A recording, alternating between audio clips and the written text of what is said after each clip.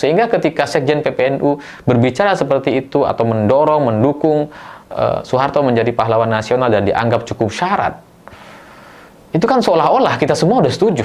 Seolah-olah seperti itu, padahal saya yakin nggak sama sekali gitu. Saya yakin mayoritas masyarakat kita itu tidak sepakat dengan gelar pahlawan kepada Soeharto.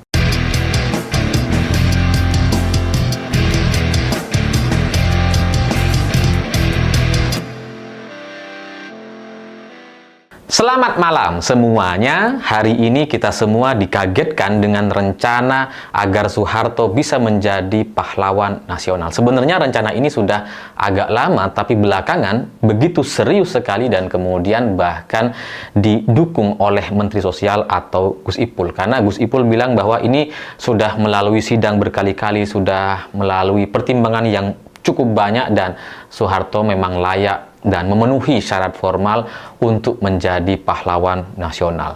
Dan bahkan klaim dari Gus Ipul terkait keberatan masyarakat itu semua juga sudah didengar, dan menurut Gus Ipul itu hanya perbedaan pendapat yang biasa saja dan nggak apa-apa. Wah, kita kaget sekali gitu ya, karena kalau sampai Pak Soeharto jadi pahlawan nasional itu akan sangat luar biasa sekali gitu.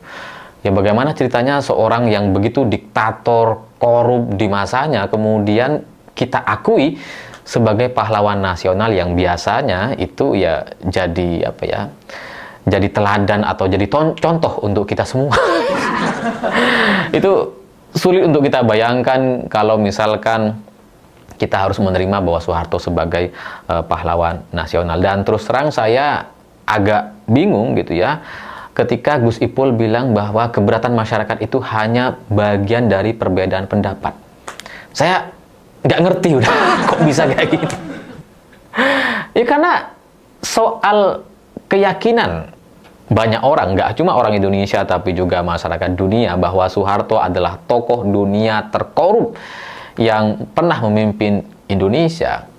Itu nggak cuma keyakinan kita, itu keyakinan orang-orang di luar sana juga. Dan sepanjang sejarah Republik Indonesia, ya tokoh yang begitu korup ya Soeharto. Dari dulu sudah seperti itu. Dan fakta ini itu sudah sangat legenda gitu ya, sudah mendunia dan diyakini oleh semua orang. Sehingga kalau sekarang Gus Ipul bilang keberatan masyarakat itu hanya soal perbedaan pendapat biasa saja. Ya kayak pemilu biasa yang boleh milih itu, boleh milih enggak gitu ya. Itu bagi saya sangat membingungkan gitu, karena kalau misalkan ini dianggap hanya perbedaan pendapat, apakah ada pihak yang meyakini bahwa Soeharto bukan koruptor? Apakah ada gitu? Seingat saya, setahu saya nggak ada. Ya tapi kalau bagi Gus Ipul itu ada perbedaan katanya, artinya kan ya ketika kita meyakini Soeharto adalah pemimpin yang korup di masanya, maka di sisi lain ada orang yang berbeda pendapat dan menganggap bahwa Soeharto itu nggak korup. Kan harus sesuai atau match seperti itu gitu. Ya kalau Gus Ipul bilang ini cuma perbedaan pendapat, ya silahkan. Masyarakat yang mana yang berani mengatakan demikian atau mengingkari atau tidak meyakini bahwa Soeharto adalah koruptor. Dan apalagi soal kasus penghilangan orang atau penghilangan nyawa, itu kan acara Kamisan setiap minggunya sepanjang tahun, sejak beberapa tahun yang lalu, sejak puluhan tahun yang lalu, itu terus-terusan terjadi di depan istana. Apakah itu semua orang-orang keluarga yang hari ini kehilangan keluarganya itu juga dianggap hanya bagian dari perbedaan pendapat? Saya nggak ngerti gitu. Apakah ada orang yang meyakini bahwa atau berpendapat bahwa nggak ada orang hilang? Itu cuma khayalan atau orang-orang yang sakit saja yang kemudian berdemo atau melakukan aksi Kamisan. Apakah ada kelompok yang demikian? Setahu saya, sekali lagi, nggak ada. Dan ya sebenarnya ketika ada pihak yang mengusulkan atau ngotot sekali supaya Soeharto menjadi pahlawan nasional, itu tidak mengagetkan dari sisi upaya atau dari sisi penguasa hari ini yang ya memang apa ya, suka nggak suka memang masih menjadi bagian dari keluarga besar Pak Harto itu. Dan ya terserah saja, terserah penguasa, suka-suka saja untuk melakukan apapun atau bahkan membuat Soeharto menjadi pahlawan, silahkan saja, mereka punya hak dan kuasa, rakyat nggak punya gitu. Tapi mestinya di tengah situasi yang seperti sekarang, pasca aksi demonstrasi besar di akhir Agustus kemarin terkait kemarahan massa yang luar biasa besarnya, semestinya upaya-upaya atau usulan untuk menjadikan Soeharto sebagai pahlawan nasional itu kan dihitung dulu resikonya seperti apa gitu. Apakah sudah ada penghitungan konsekuensi kalau misalkan Pak Harto digelari sebagai pahlawan nasional? Apakah itu positif dan ada dampak yang hebat kepada negara ini? Sementara Pak Harto sendiri ya sudah meninggal dunia dan nggak butuh gelar-gelaran seperti ini. Pak Harto cuma butuh doa dari kita semua semestinya gitu ya. Jadi ya mau apa lagi?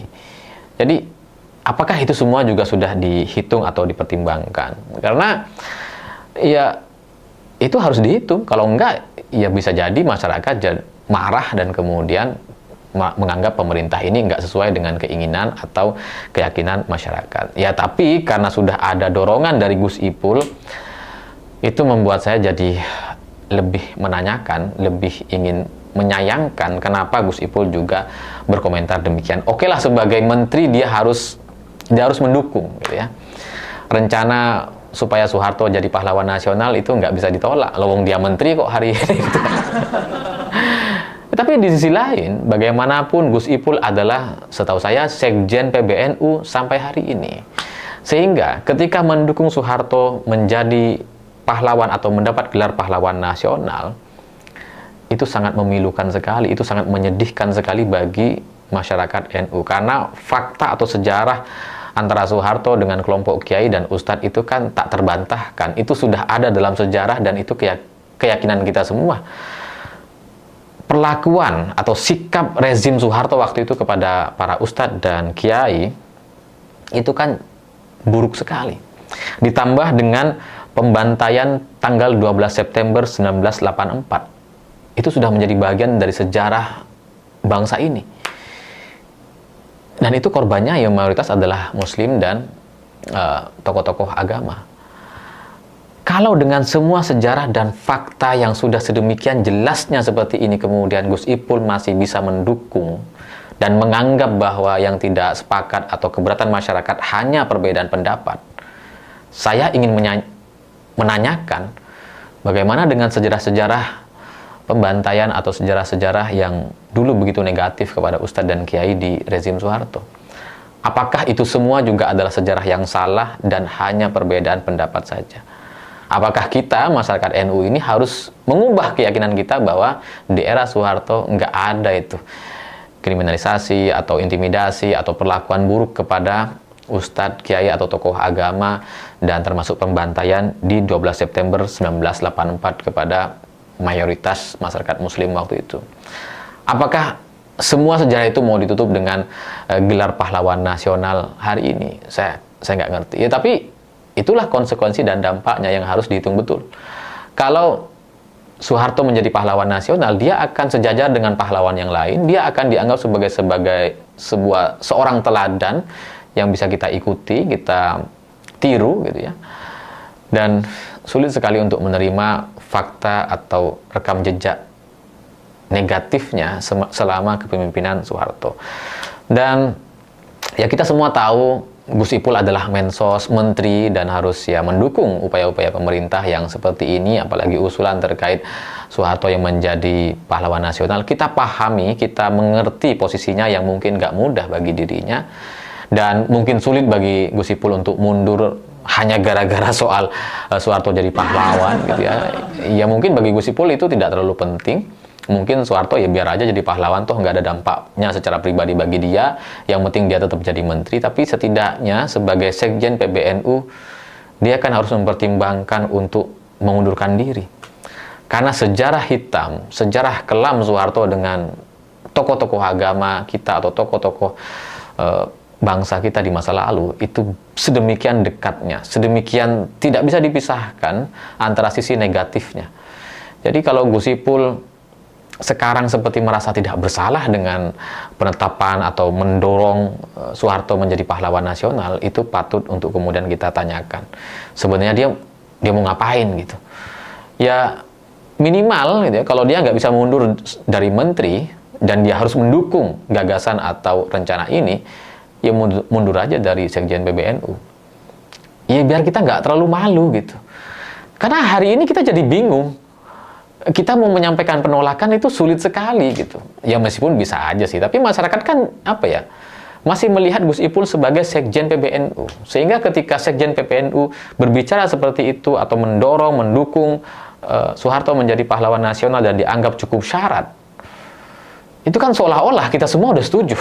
Seolah-olah seperti itu, padahal saya yakin nggak sama sekali gitu. Saya yakin mayoritas masyarakat kita itu tidak sepakat dengan gelar pahlawan kepada Soeharto. Kalau nggak percaya silahkan dilakukan survei segera sebelum ini kemudian disahkan atau dilanjutkan oleh pihak pemerintah.